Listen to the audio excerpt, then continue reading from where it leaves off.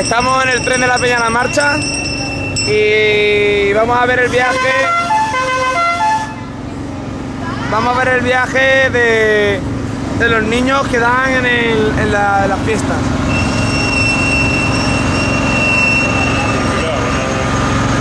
Arranca desde la misma Peña de la Marcha, arranca siguiendo por la calle Alcosebre, y luego esto gira un poquito hacia la izquierda y pega una vuelta a la manzana por la calle Magallanes y vuelve otra vez a la Peña, que tampoco es un viaje muy complicado, pero es lo que es.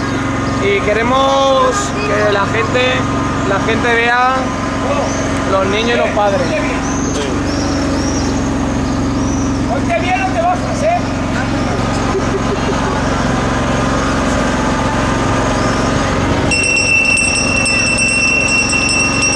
Mira, aquí estamos.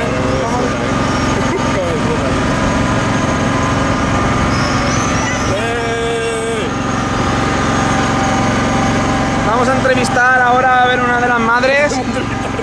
A una de las madres, pero realmente que ella diga a ver su opinión sobre. Porque ya no me puedo bajar. Su opinión sobre la fiesta, a ver lo que dice, y sobre el tren, ¿qué le parece del viaje? No puedo hablar, que he bebido mucho.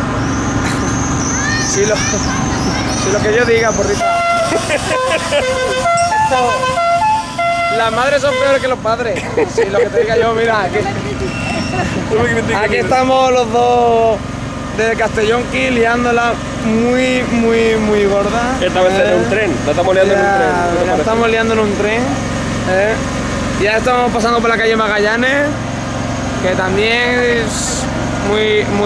¿La calle Magallanes, seguro? Sí, yo vivo aquí. Y nada, a ver. Mira.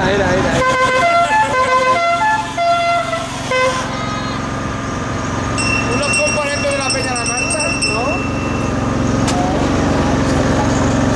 Te vamos a entrevistar a Protección City. No, que lo del foro no. Que sí.